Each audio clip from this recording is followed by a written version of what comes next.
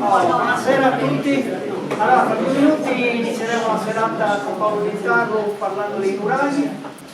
Paolo Rittago si occupa di archeoastronomia, ossia è una disciplina non recentissima, perché esiste da molto. Magari qua in Sardegna l'applicazione la vediamo soltanto da poco tempo e ancora non si è, diciamo, introdotta nelle argomentazioni scientifiche dell'Accademia.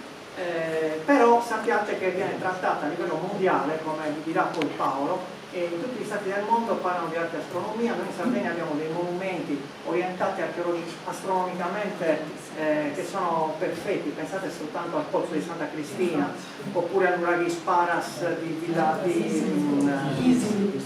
Isili, scusate, quello che vi ho messo nella fotografia quando vi ho invitato.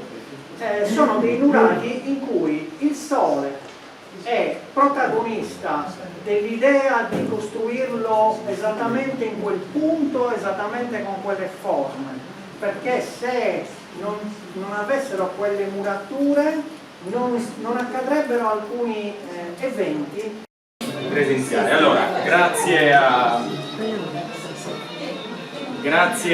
a Pierluigi, che è sempre così gentile nell'invitarmi quasi ogni anno, e grazie a tutti voi della presenza qui. L'oretta che trascorreremo insieme, nella quale ovviamente interrompetemi quando volete, forse lasciamo 10 minuti per le domande, cerco di raccontarvi in sintesi questa che è una passione, insomma, io penso sia un po' una fortuna, una grazia che ho avuto nella vita, imbattermi in questa materia. Suddividerò la mia chiacchierata in 3 parti. Ecco, partiamo un attimo. Pierluigi diceva che io faccio un altro lavoro, mi occupo di inquinamento, che è un argomento di gran lunga meno intrigante, direi. Mi piace, insomma, se in 2 parole, io nella vita mi occupo di schifezze, di liquami, di rifiuti, di porcherie, e poi per passione mi occupo delle meraviglie che cerco di raccontarvi. Inizio si rigenera e mi rigenero con quel video fatto col cellulare, quindi al solstizio estivo, alla quale ogni anno propongo a Pierluigi di fare un'escursione, e dove è nata questa vicenda. Poco fa un'amica, ero al mare con un'amica che al Papa Storico dice, ha scritto, ha terminato proprio ieri e lunedì sarà in tutte le librerie, il libro sulla storia della Sardegna, e parla anche delle vostre teorie. Ecco, un po' il primo punto, che ecco, non sono nostre teorie. Qualcuno di voi potrebbe dire, ma perché Pierluigi, che conosce tanti bravissimi archeologi, non invita gli archeologi a parlare di nuraghi e invita uno che fa tutt'altro? La risposta cerco di raccontarla in questo libro, che è uscito nel 2019, unanimemente considerati tra i più noiosi della letteratura occidentale degli ultimi 50 anni, in cui racconto questa vicenda. Nuraghi, chi mi ha dato la patente per parlarne? Insomma, in questa oretta che trascorreremo insieme, io non dirò niente di mio, non ho studi, salvo ciò che dirò campeggia sulle più importanti riviste scientifiche mondiali. Chi di noi si occupa di qualcosa, chi vuole documentarsi, credo nessuno di noi domini tutto lo scibile umano, trova la risposta sulle riviste scientifiche. La nostra presenza qui è senza dubbio dovuta all'amore che abbiamo per la nostra terra, per i nuraghi. Mi piace iniziare con queste foto del professor Taramelli, che come molti di noi sappiamo, molti di voi sanno, è un po' l'iniziatore dell'archeologia scientifica. Agli inizi del secolo quest'uomo ha percorso la Sardegna in lungo e in largo e ha scritto queste parole bellissime che ci ha gentilmente condiviso la pronipote Emily Taramelli, che qualcuno di noi ha conosciuto. Quindi queste grandiose costruzioni, sfidatrici di secoli, torreggiano solitarie e poderose, sono parole bellissime. Il nuraghe e la Sardegna non è senza nuraghe, caratterizzano il nostro paesaggio, che per inciso è il paesaggio preistorico unico e più bello del mondo. In Toscana c'è un paesaggio medievale straordinario, in Sardegna abbiamo il paesaggio preistorico forse più bello e più interessante del mondo. Scrive Taramelli che l'Uraghe, l'immenso impressionante silenzio, ecco gli elementi cardinali della caratteristica del paesaggio che per me risponde all'idea di Sardegna. Vi dicevo, qualcuno pensa che io e qualche amico, qualche autodidatta, qualche studioso di materie contigue all'archeologia gli esponiamo delle teorie. Riconosce tanti archeologi, non tutti per fortuna ormai, questo lo diremo alla fine, ritengono che sicuramente qualcosa di vero ci sia, insomma, ciò che accennava Pierluigi all'inizio, tutti gli antichi guardavano il cielo e i nuragici sicuramente guardavano il sole e la luna, non avevano niente da fare la sera, non stavano come noi su internet o su Netflix, guardavano gli astri e probabilmente, anzi molto verosimilmente, hanno traguardato qualche punto astronomico, no? Invece io così, due messaggi mi piacerebbe che rimanessero a voi questa sera. Anzi tre. Uno che come scrive nella postfazione di questo libro l'epistemologo Silvano Tagliagambe, l'astronomia, questa è la tesi che sosteniamo, è non un accessorio, non un corollario, ma è decisiva, dirimente, è la chiave di comprensione della civiltà nuragica, in parte anche di quella prenuragica e post-nuragica. Cioè, come, mi rendo conto di dire qualcosa insomma di abbastanza impegnativo, come non capiremmo la civiltà medievale europea senza il cristianesimo, o l'Islam, o il mondo arabo senza l'Islam, così ritengo, e di questo sono abbastanza convinto, che non si comprenda la civiltà nuragica senza il decisivo apporto dell'astronomia, perché come vedremo nel corso della chiacchierata, ciò che accennava Pierluigi prima, l'astronomia è stato il fattore che governa l'ubicazione, l'orientamento e in alcuni casi la forma dei nuraghi. Cercherò di riassumervi 40 anni di studi.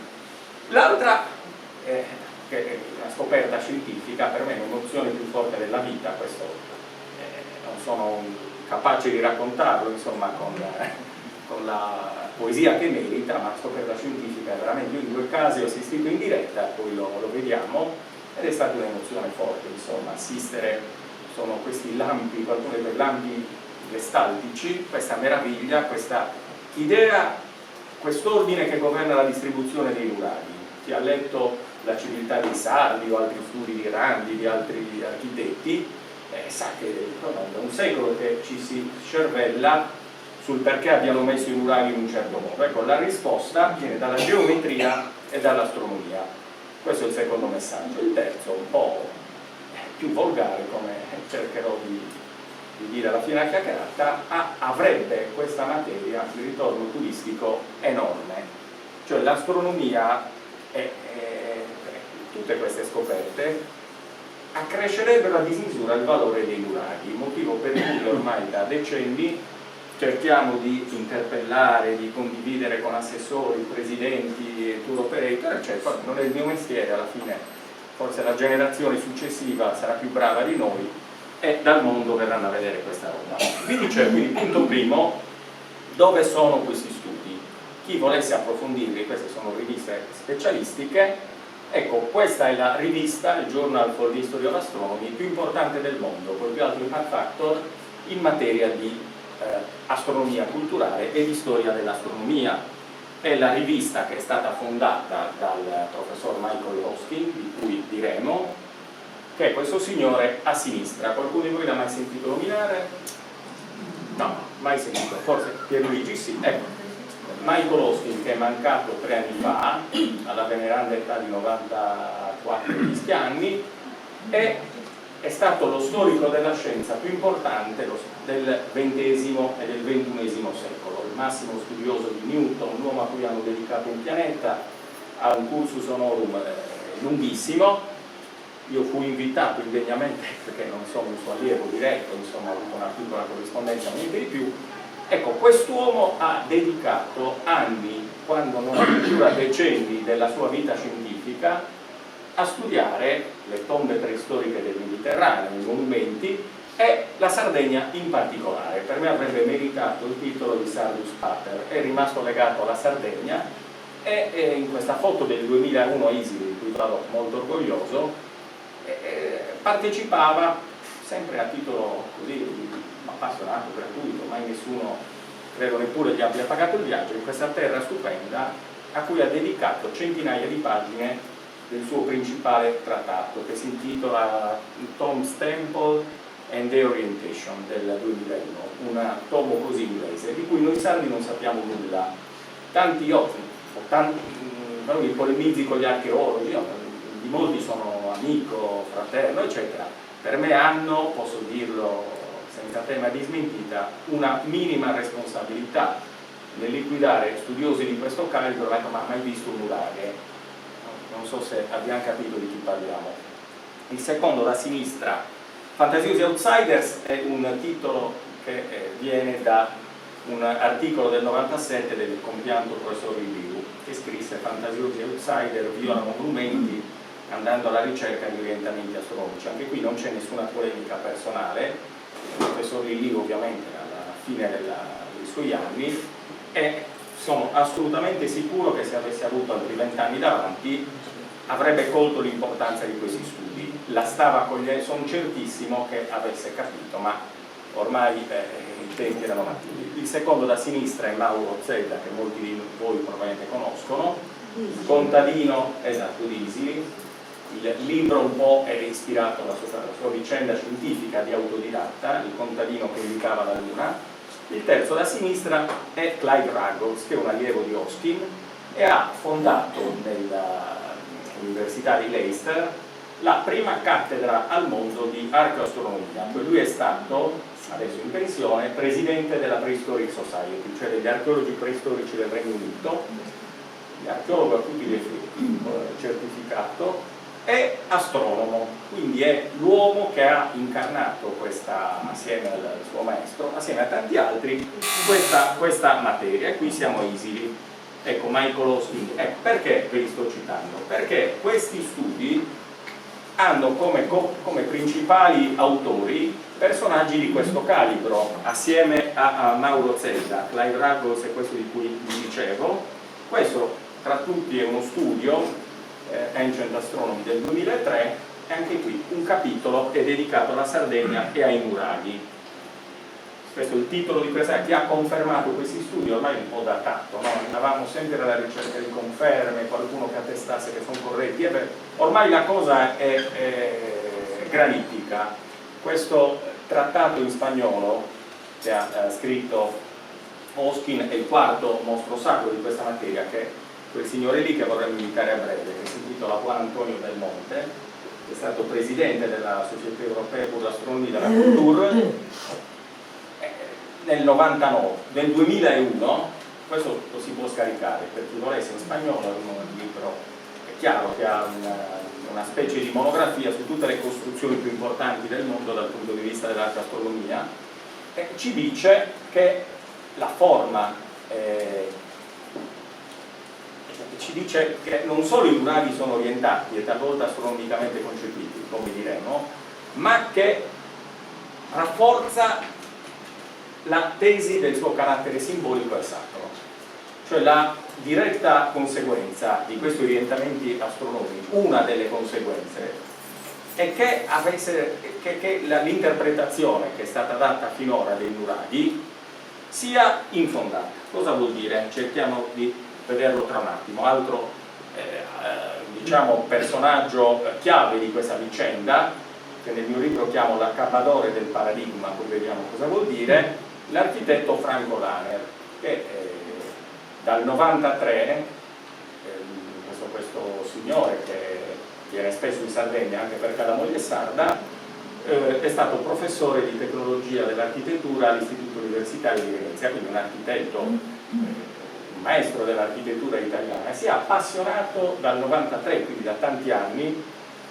non solo alle tecnologie costruttive dei nuraghi, è stato il primo a studiare, pensate, prima di lui non mi risulta che alcun architetto, smentiscimi se hai elementi ovviamente, che qualche architetto si sia occupato delle tecniche costruttive dei nuraghi. Lui ha introdotto, studiato in numerose tesi di laurea, questa tesi del nuraghe macchina di se stesso, su cui ci sarebbe da fare una conferenza, oggi non c'è il tempo, ma l'aspetto degli studi di Lahner che io trovo più bello e più interessante è il carattere simbolico e sacro. Cioè Lahner è il primo accademico, anzi il secondo dopo Massimo Pittau, che contesta la tesi del nuraghe fortezza. Adesso vediamo tra un attimo cosa vuol dire. La definisce con una frase efficace: il nuraghe fortezza, madre di ogni sciocchezza. Piace troppo a mio figlio. Mio figlio andò in gita al nuraghe Orloni, disse chissà cosa sono i nuraghi, e lui alzò il ditino: il nuraghe fortezza, madre di ogni sciocchezza. Poi si presentò alla guida del nuraghe in questo modo. Giulio Magli l'ho messo non tanto perché abbia dato un apporto decisivo, ha fatto qualche pubblicazione sul piramide di Monte Racconti, anche questa l'ha trovata in rete, ma perché è titolare della prima cattedra italiana di arcoastronomia, che ancora 10 anni fa qualcuno confondeva con l'ufologia, la chiropratica e cose altre, è una materia che si insegna al Politecnico di Milano, è topografia applicata, e anche lui conferma questo. Quest'altro è l'ultimo di cui vi parlo, anche lui meriterebbe una conferenza. Arnaud Leboeuf è un professore in pensione di storia delle religioni, ha chiuso la carriera all'Università di Cracovia, qualcuno di voi l'ha conosciuto, ma è un personaggio più unico che raro, e lui ritiene giustamente che la storia delle religioni sia soprattutto cosmologia. Gli antichi adoravano gli astri, la religione antica si condensa in queste adorazioni. Lui ha avuto, dice, due amori scientifici nella vita, il pozzo dello due e mezzo, il pozzo dello Sastronomos in Messico e il pozzo di Santa Cristina. Venne nel 2004 al convegno in Sardegna e fu un colpo di fulmine, ha trascorso notti intere a misurarlo, a rilevarlo in ogni dettaglio, mi ha onorato col rilievo del pozzo di Santa Cristina. Tra l'altro scoprì che tutti i rilievi fatti fino ad allora erano sbagliati, quindi anche noi ingegneri, so se ci siano dei colleghi ingegneri, abbiamo una responsabilità nell'aver sottovalutato probabilmente la cura con cui vanno rilevati questo movimento, ma anche su questo, se gradisci, facciamo una conferenza un'altra volta. Tra l'altro l'unistizio maggiore si avvicina, siamo già in periodo di lunistizio maggiore, quindi è un periodo magnifico per andare a vedere la Luna nel pozzo di Santa Cristina. È il periodo migliore. Fino all'anno prossimo saremo nel 2025, c'è proprio lunistizio, ma già si vede il fenomeno che lui ritiene decisivo. Dice un monumento tra i più interessanti del mondo, concordano con Lahner nel dire che ha un posto nella storia dell'architettura pari a quella del Partenone, della piramide di Cheope, eccetera. Mentre prima riordinavo i file, mentre Pierluigi mi introduceva, è comparso per un attimo, non credo sia passato il proiettore, un video dell'ingegnere Ambrogio Azzeni, che è vicino ai 100 anni, qualcuno di voi l'ha conosciuto, che assieme all'archeologo Enrico Azzeni scavò il pozzo di Santa Cristina. E perché gli abbiamo fatto, ci ha concesso un'intervista 3 o 4 anni fa, perché qualcuno liquida questa vicenda del pozzo, poi lo vedremo, dicendo è ricostruito, sono tutte balle, fandoni e quelle che raccontano in giro questi qua, perché è rifatto. Allora oggi è uscito anche un libro che è di una persona che ha partecipato a Vistardi, ma l'ingegnere Azzeni, che ha, grazie a Dio, la memoria di ferro, ricorda perfettamente che cosa sia stato lasciato al suo posto e che cosa invece giustamente sia stato, in modo anche molto bello, rimesso a posto. Quindi ciò che serve, ciò che è decisivo ai fini astronomici è esattamente dove era al momento della costruzione, non ci ha messo mano nessuno, questo per inciso. Ci sono anche le fotografie. Anche le fotografie. È uscito il libro 2 anni fa di questo signore e non l'ho acquistato, ma sappiamo tutto. Quindi liquidare questa vicenda dicendo che il monumento non è originale è ovviamente un modo di eludere il problema. Qua ho messo 2 o 3, le salto volentieri. Questa introduzione a che cos'è un paradigma, che è una parte noiosissima, andiamo un po' veloci, serve a no, nessun problema.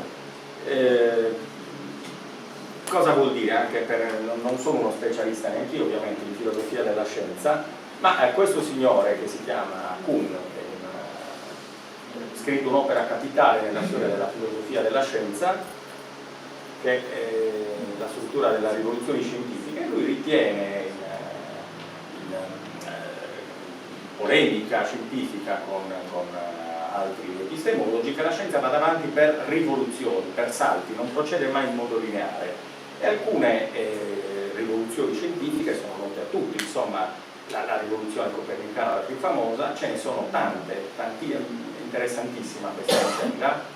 Leggevo una cosa, mi sfugge il nome del medico ungherese al quale è dedicata una piazza, che eliminò la febbre puerperale nell'ospedale imperiale di Vienna, nel quale lavorava come ginecologo, semplicemente, guardate, una vicenda per me è incredibile, mi sfugge il nome ma lo trovate. Era prassi a metà dell'Ottocento per i medici dissezionare cadaveri e poi andare a fare partorie al terzo piano, dissezionavano cadaveri e andavano poi a far nascere i bambini. Potete immaginare quante povere donne morissero, e il bravo medico doveva essere andava senza lavarsi le mani. Lui introdusse, come si chiama? È un nome simile a Edelweiss, però non lo ricordo, ma fu radiato, morì cacciato via perché sosteneva una cosa di lavarsi le mani prima di visitare i malati, in particolare le donne che partorivano. Con questo semplice accorgimento eliminò una causa di morte, ridusse penso all'1% delle cause di morte, ma ruppe un paradigma. Allora i primari del tempo dicevano: un bravo medico deve sporcarsi le mani, deve andare, ecco, è banale, è una storiella, ma il paradigma cos'è? La costellazione complessiva di convinzioni, valori, procedimenti condivisi dagli appartenenti a una determinata comunità. I paradigmi non nascono dai risultati raggiunti dalla teoria precedente, ma dall'abbandono degli schemi costituiti. Qui di che paradigma parliamo adesso? Ovviamente paradigma locale. Ai ragazzini a scuola ci hanno insegnato che i nuraghi sono delle fortezze. Prima del XX secolo c'erano diverse teorie. Io prima di occuparmi di questa materia non sapevo ad esempio che lo Spano li avesse interpretati come abitazioni, che l'Angius li avesse interpretati come templi e la Marmora addirittura come torre. Le teorie erano le più disparate.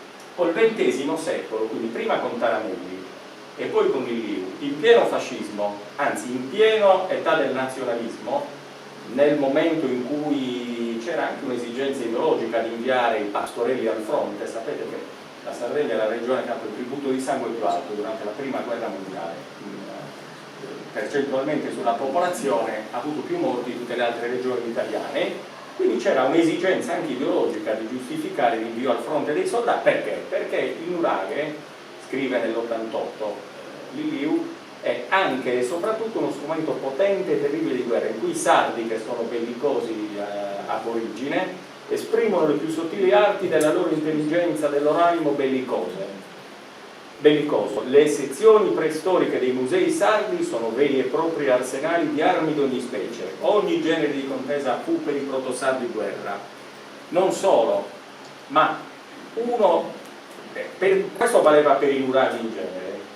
E tra l'altro questo testo è adottato, io ho fatto l'università, mi sono iscritto da grande per passione, il testo consigliato dalla civiltà dei sardi di Liliu.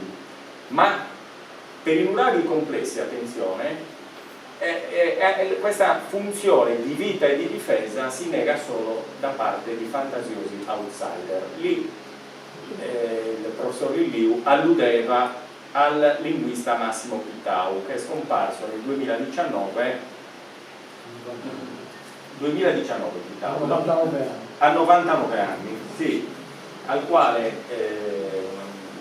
ho ritenuto doveroso dedicare un capitolo del libro, volevo regalarglielo e purtroppo è stato qua Pittau. È stato anche qua.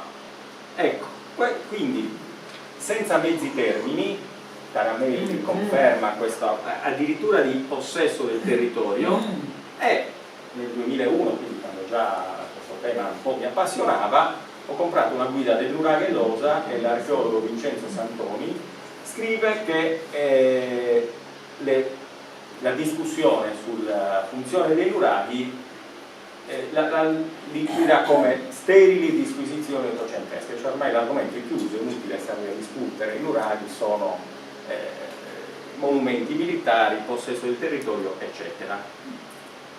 Quelli polilobati, opere d'arte militare molto evoluta, quelli polilobati sono il nuraghe losa. Ho messo questa foto, ripeto, fino alla nausea, perché non ho alcun motivo di polemica, il professor De Lucia ha accolto cordialmente, è venuto ai convegni e ha un po' demandato idealmente ai suoi allievi l'analisi di queste, che per lui suonavano completamente nuove teorie. Perché ho messo questa? Perché nel libro della Civiltà dei Sardi, questo è il nuraghe losa, questi ci siete stati, li hai portati in gita e potremo tornarci d'inverno perché è veramente bello.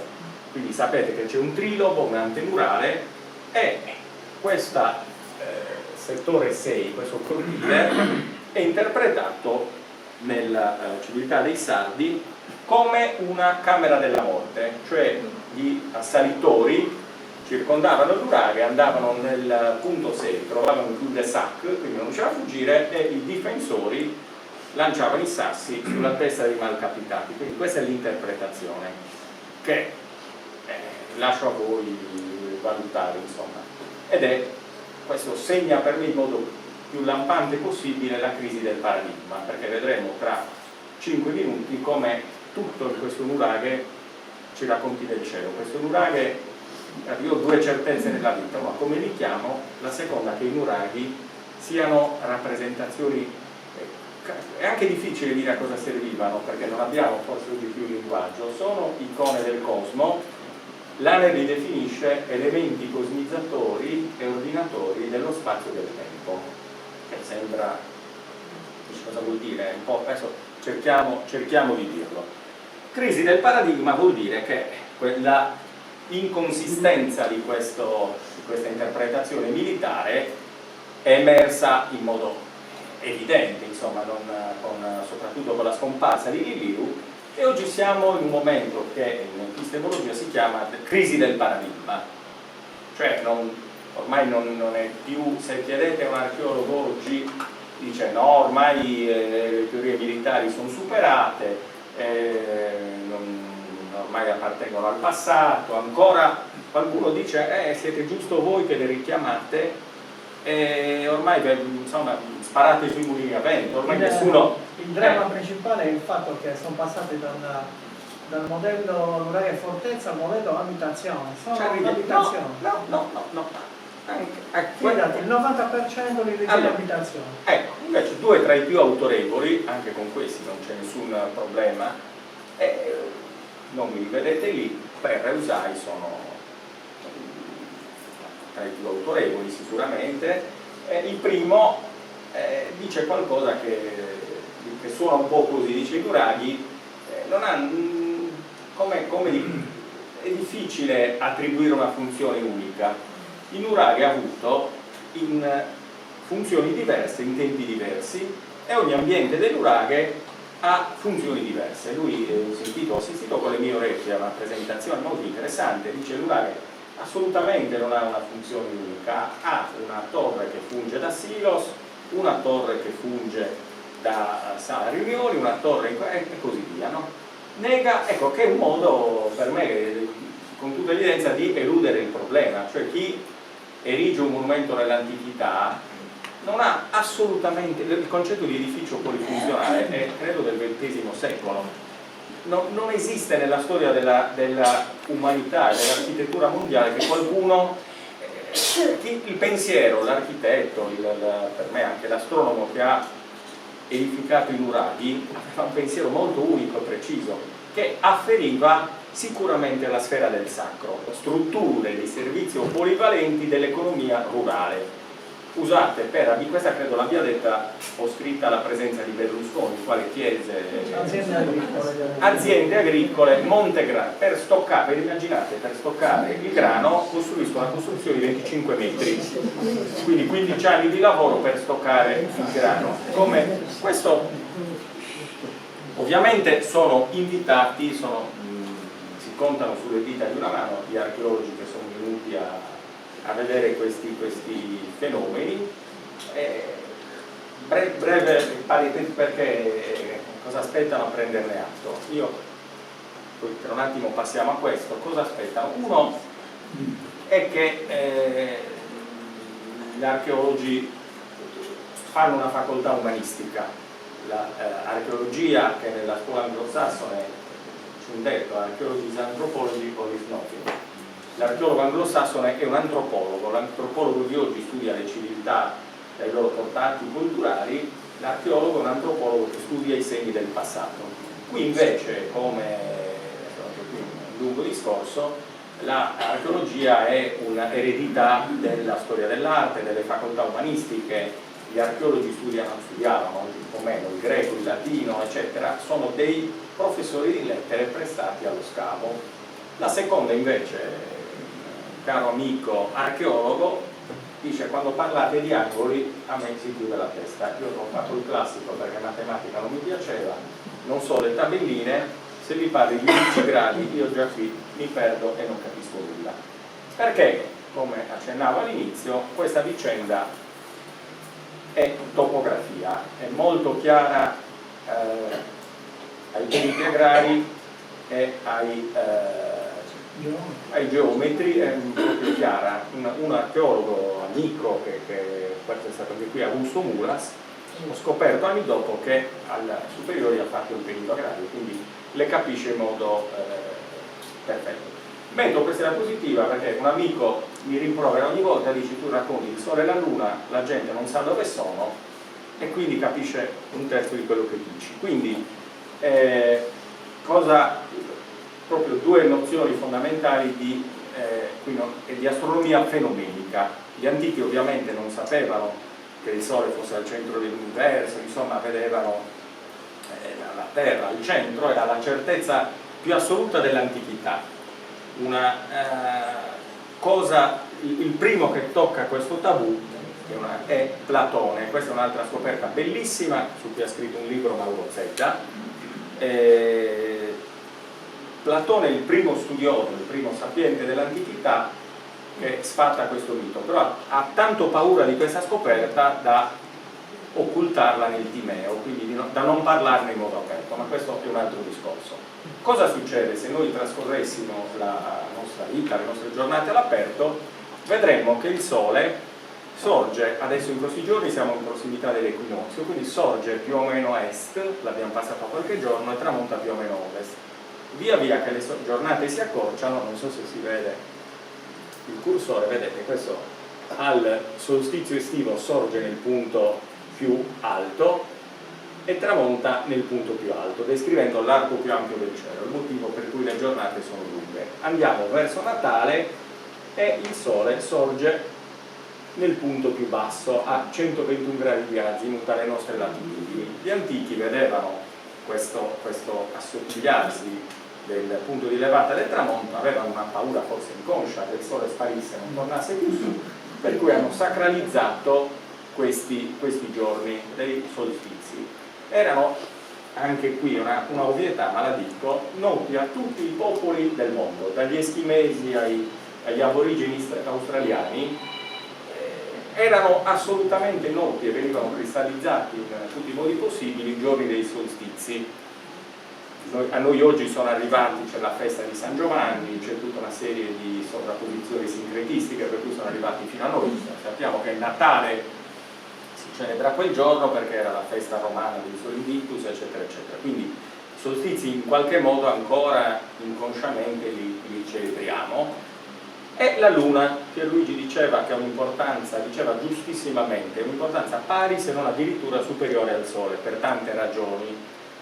questo arco che il Sole descrive in un anno, la Luna lo descrive in un mese e raggiunge la massima ampiezza nel periodo di 18,6 anni. Voi direte che pazienza avevano stavano lì 18,6 anni a osservare la Luna? Sì, e anche qui sono in Bretagna, io il prossimo viaggio che vorrei fare in Bretagna, hanno messo dei menhir altissimi per traguardare sull'orizzonte questi punti che si chiamano lumistizi, quelli in cui i massimi punti di ampiezza della Luna è il minimo, quindi un movimento, mi sono spiegato? No. Ecco, un movimento a fisarmonica che la Luna descrive. Anche qui pensate, un'altra osservazione che io non condivido degli archeologi, ma lavoravano tanto per tirare su una costruzione sacra. Sì, pensiamo che alcuni menhir, lì credo siano alti 6, 7, 8 metri, li hanno tirati su solo ed esclusivamente per ragioni sacre e simboliche. La Sagrada Famiglia sono Figuriamoci. 200 anni che sono per E la stanno appunto per motivi sacri. per motivi sacri. Questo correva l'anno 1993 e io, giovane studente di ingegneria, incontrai in treno il personaggio che mi ha così aperto, mi ha fatto conoscere questa disciplina, anche lui ancora giovane, di belle speranze, di Isili, che coltivava, quella è una storia che così mi piace sempre raccontare, coltivava i campi, se non sbaglio, in questa zona di Isili, quindi un agricoltore. Questi pallini che vedete sono, mi pare siano una trentina, pallini e quadratini, sono i nuraghi di Isili, alcuni sono distrutti, alcuni sono interi. Il più famoso è il nuraghe Isparas, anche qui li hai sicuramente portati in gita.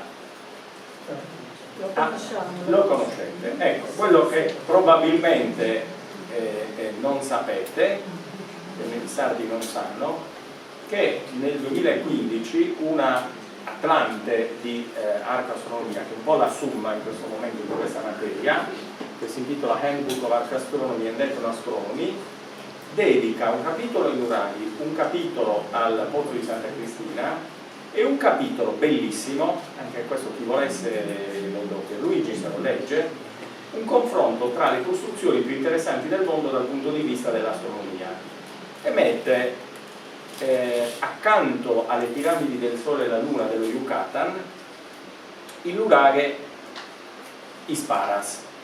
Sapete quanti visitatori l'anno fanno il sito di Charcot nello Yucatan? Dite un numero. Quanti?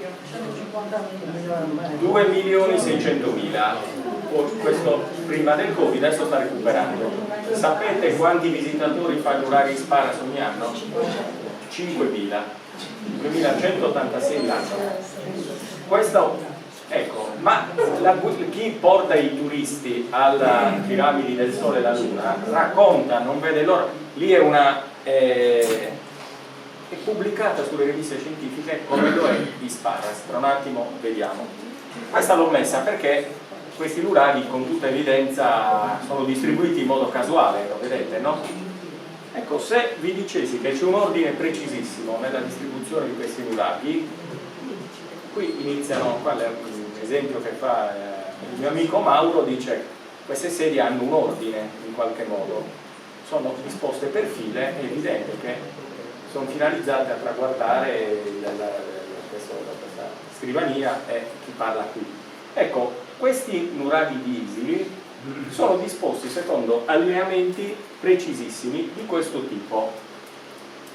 E cosa lascio a voi adesso, la vediamo un attimo. Questi allineamenti sono squisitamente solstiziali, cioè hanno disposto tutte queste linee per traguardare, in questo caso l'alba l'alba è di là nella diapositiva precedente, sono tutti intervisibili, disposti secondo allineamenti solstiziali, tutti quanti, dal primo all'ultimo, quindi non ce n'è uno messo per caso, e il punto di levata del solstizio estivo è opposto al vertice, insomma diametralmente opposto al punto del tramonto al solstizio invernale. uno spettacolo meraviglioso. Questa Valle d'Isili per me dovrebbe essere la capitale mondiale di questa materia, dovrebbe attirare turisti tutto l'anno e cercare questo mio sogno nella vita. Non vorrei andare all'altro mondo senza aver realizzato il primo museo di arte e astronomia al mondo, sarebbe il primo.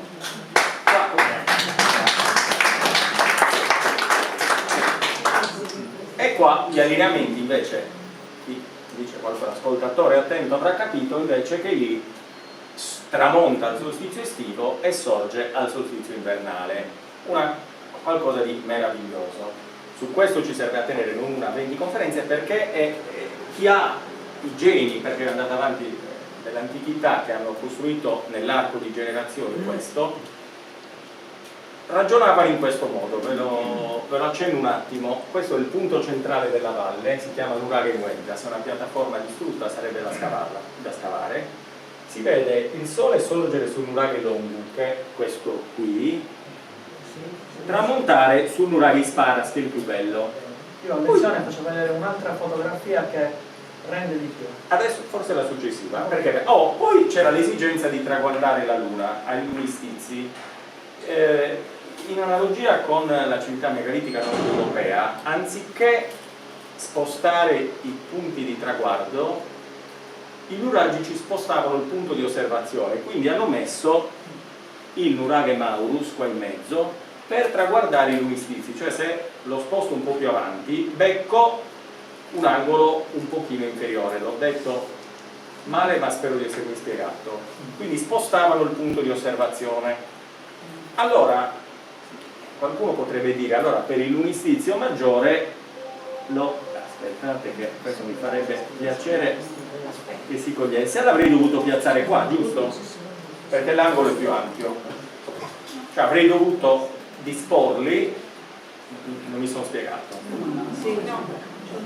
Allora, vi ho detto prima che questi punti di arresto lunare stanno a cavallo di quelli solari, quindi una possibile soluzione, se avessimo dovuto edificare questo sistema, costruisco questo, io i punti di traguardo del Sole, e quello della Luna potevo metterne uno qui e uno qui, che è una soluzione. Invece loro, forse per economizzare, il loro modo di ragionare, spostavano il punto di osservazione e in modo, questa è la prova definitiva, dove mai ce ne fosse necessità, l'avrebbero dovuto mettere qui per traguardare un angolo maggiore. Ma qui c'è un crepaccio, quindi il lunistizio lo traguardano tutto il Nuraghe Perdoso, l'ha spostato lateralmente perché la morfologia del territorio non lo permetteva. Quindi pensate, c'è una frase molto bella, questi che hanno scritto su Newgrange, mi piacerebbe, ce l'ho da qualche parte, poi se la troviamo ve la leggo, dice: è il frutto del genio dell'antichità, dell'osservazione e di una passione indicibile. Cioè queste disposizioni, l'archeologo che ha scavato Newgrange, che non è neppure paragonabile, Newgrange in Irlanda, quella tomba con l'orientamento del solstizio, al quale solstizio chiedono di partecipare 200.000 persone da tutto il mondo, solo al giorno del solstizio, fanno addirittura una lotteria per permettere a 8 fortunati di assistere dentro. Qui solo a Isile abbiamo qualcosa di incommensurabilmente più interessante. Per la cronaca, invece a Stonehenge, solo l'osservazione del Sole un giorno qualsiasi dell'anno viene fatta pagare ai turisti 70 euro. E se Pierluigi decidesse di andarli oggi, la sola osservazione del tramonto, oggi non è un giorno particolare, comporta, voi potete immaginare il ritorno che hanno. Pensate che in Sardegna ci sono centinaia di monumenti, ognuno dei quali può essere il fulcro per osservare questi fenomeni, e non ci fa nessuno. Non lo sa nessuno. Anche saputa la coperta, vero? Cioè, quelli Pozzi Sacri sono un altro capitolo, questo è un altro. Ecco, quindi in questo sistema di Isili abbiamo il Sole e la Luna, che è un po' il titolo di questa, quando Pierluigi mi ha proposto di venire stasera. Abbiamo una valle in cui il Sole e la Luna si incontrano, e questo Nuraghe Nuenga, questa è una meraviglia assoluta. Io la Luna l'ho vista solo una volta. Questa è la rivista Irone che spiega con l'illustrazione quello che vi dicevo. E questi i Lunistizi, che a questo punto dovremmo aver capito. Sarebbe molto bello andarci e poi vedere anche il Pozzo di Santa Cristina. Questa è una rivista penso del 96-97. Ecco, ma erano solo, uno potrebbe dire, bene, il Sole e la Luna, ma il resto della Sardegna cosa avveniva? Questo è molto interessante perché a Perdaliana, nel territorio, sapete, a comune di, non mi ricordo, di Gailo, sono invece c'è un allineamento nord-sud perfetto, sono 1, 2, 3, 4, 5, 6, per uno di nord-sud perché? Perché il nord e il sud hanno una profonda ragione astronomica, perché sono i punti che dividono in due l'orizzonte e abbiamo un orientamento di questo tipo. Altrove, in tanti luoghi della Sardegna, gli orientamenti sono geometrici invece, non solo astronomici ma geometrici. Questo l'ha studiato soprattutto Mauro Macia e anche su questo non ci soffermiamo. Qualcuno ha liquidato la vicenda dicendo, beh, voi vedete quel che volete vedere, anche io traccio una linea, qualche stella che ci tramonta, questa è un po' l'eimosi sulle risposte, il tenore delle risposte che danno, magari è casuale, quelle linee che vi ho fatto vedere prima le ho fatte io col righello per imbrogliare, imbonire un po' il pubblico. Ecco, un collega che insegna metodi probabilistici, Marco Sanna, ha calcolato che il fatto che questa vicenda, che questi allineamenti siano casuali, ha 3 possibilità su 100 milioni di verificarsi, quindi che siano casuali questi allineamenti che vi ho fatto vedere. Questo Sole che incorona il Nuraghi Sparas per me è bellissimo e la precisione al momento in cui è stato edificato era ancora, vedete che lo incorona proprio usciti dall'orizzonte, nel 1500 a.C. la precisione era ancora maggiore, cioè gli sorgeva proprio sopra. Altra parentesi veloce, perché un'altra delle obiezioni dice sì, ma siamo sicuri che il Sole e la Luna oggi sorgano dove sorgevano all'epoca della costruzione? Sì, siamo sicuri, perché lo spostamento di inclinazione dell'asse terrestre è impercettibile a occhio nudo, provoca una variazione minima del punto di levata del Sole e della Luna, ma non è visibile a occhio nudo. A volte si può verificare che i punti non corrispondono perché c'è una cava e hanno sbancato la montagna, quindi manca quella cuspide, oppure c'è una foresta e gli alberi hanno nascosto il punto di levata, però in linea di massima il Sole e la Luna sono sempre nelle stesse posizioni. È chiaro che se mi tagliano una montagna cambia la prospettiva. Quello che invece non è nello stesso posto sono le stelle. C'è un fenomeno che molti di noi probabilmente hanno studiato a scuola, che si chiama precessione degli equinozi. Le stelle quindi non sorgono dove sorgevano nel 1500 a.C.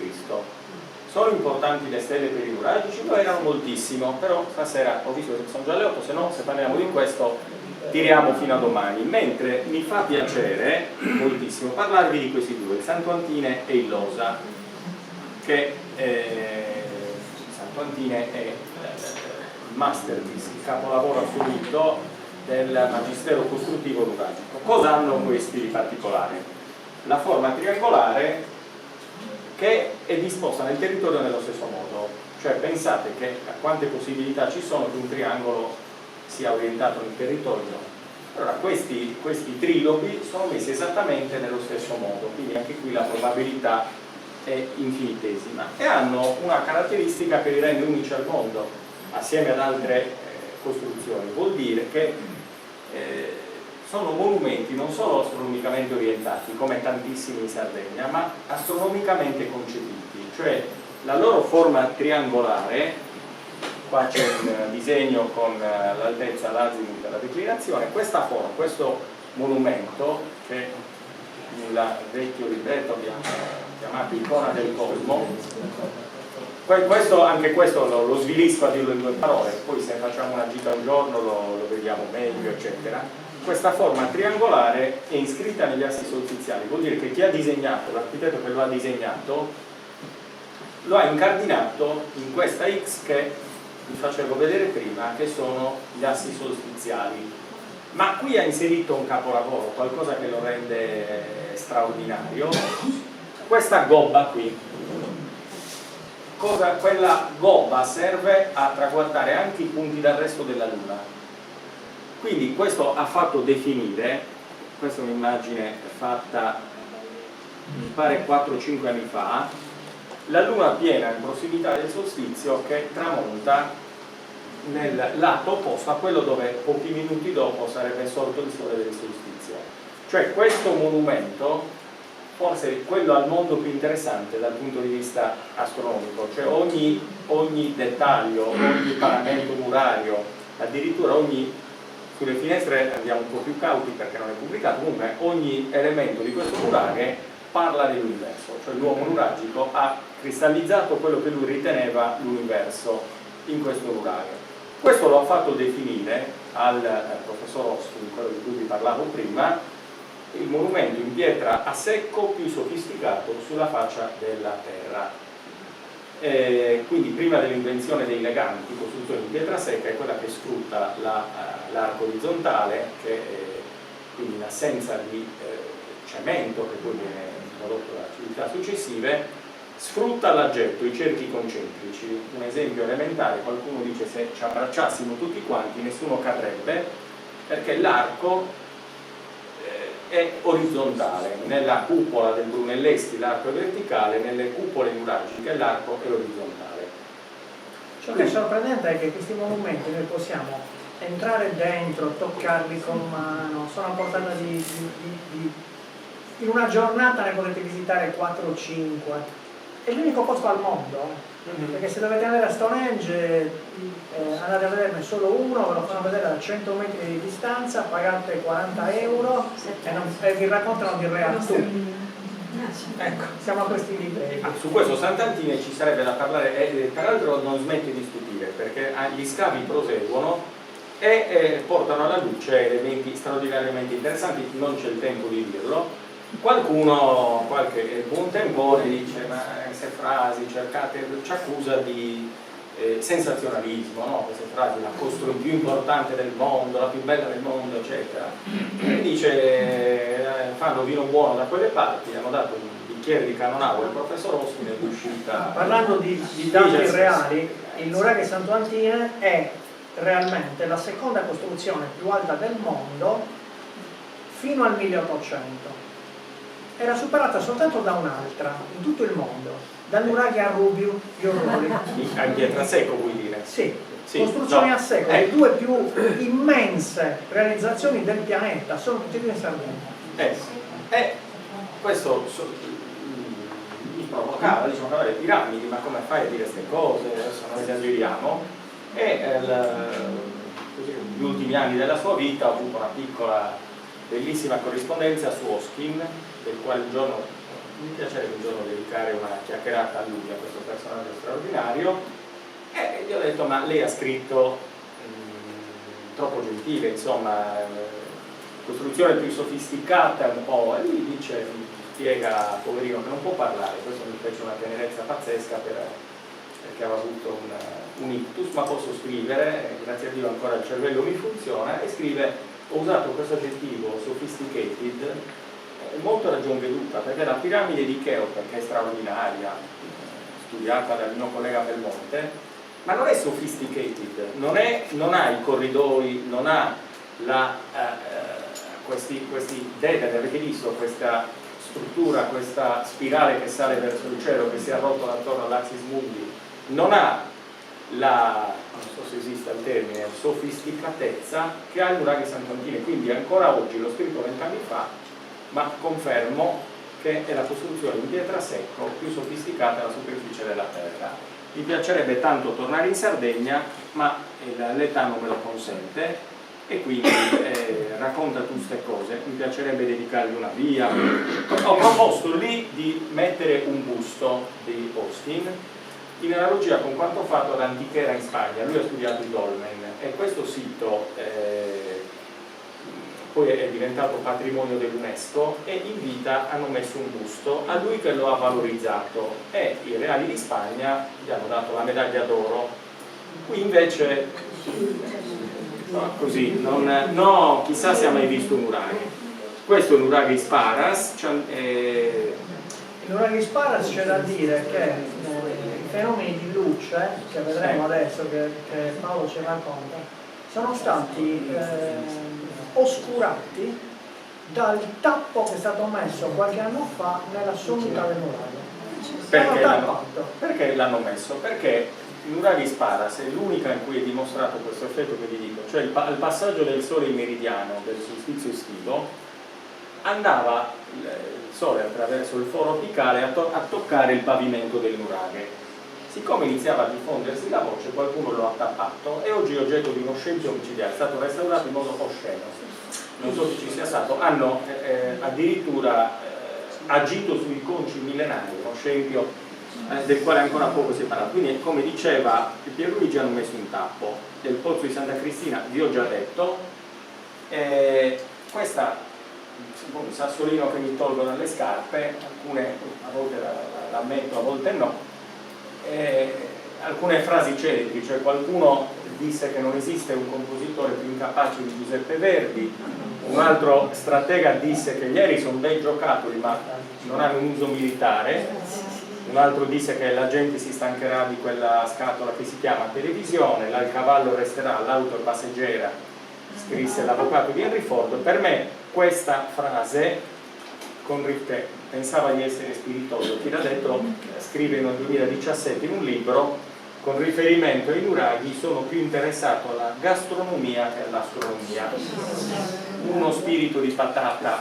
Questa... Chi è questa teoria? Non si sa chi è. No, si sa bene. Non mi conosco. Già mi saluta stretto. Dai, si dice il peccato e non il peccato. No, se lo dice a me l'orecchio io lo dico a loro. Mauro Perra, il quale è anche un uomo intelligente, quindi sono sicurissimo che se venisse a vedere queste cose le apprezzerebbe. Tra parentesi, a chi ha fatto lo spiritoso, ecco, questo è del 2022, l'archeologo universitario, quindi non è un appassionato, non è un ingegnere né un contadino, Robert Layton dell'Università di Amburgo, dedica una pubblicazione internazionale su Open Archaeology, che è una rivista più prestigiosa, Nuraghi as Ritual Monuments in the Sardinian Bronze and Iron Ages. Quindi passa in rassegna gli studi di archeoastronomia e conclude che l'idea delle nuraghi afferenti alla sfera del sacro è sicuramente la più attendibile, la più verosimile. Ecco, questo ho scritto un pezzo sull'Unione Sarda, anche questo nessuno l'ha sentito ovviamente, che dall'estero ci scrivono che i nuraghi sono edifici, lui dice rituali, io direi più afferenti al sacro, poi che si svolgesse o meno il rito è secondario. Quindi questo ormai questa vicenda fa il giro del mondo, quindi così la mia amica col papà che dice sono vostre teorie, non sono di mio, non c'è niente, io sono mera voce di studiosi che hanno pubblicato queste vicende. Tra l'altro altro capitolo importantissimo, ma non abbiamo il tempo, è Monti Brama. Lì l'orientamento è diverso, ma è diversa la civiltà che ha edificato. Lì un'altra vicenda molto bella, in cui, questo però si fa nelle serie televisive, si lascia un po' la curiosità, e la prossima ne parliamo, in cui per la prima volta l'orientamento astronomico, in questo caso con la costellazione di Orione, per la prima volta nell'archeoastronomia sarda è confermata da studi epigrafici, cioè uno studioso dell'Università di Lovanio, un orientalista, ritiene, ha trovato, ha interpretato la divinità eponima del sito di Antas come Sidi al-Bab è Orione, l'Orione egizio. Questo nel 96, quindi ben prima che fosse misurato l'orientamento. Lui diceva: questa è dedicata ad Orione. Troviamo circa 30 anni dopo un orientamento astronomico con Orione, che è bellissimo, è la prima volta che c'è una conferma di questo tipo. Ovviamente questo professore ero a Bruxelles nel fine settimana scorso, sarei stato all'università, hanno perso le tracce, se fosse ancora in vita sarebbe bello portarlo.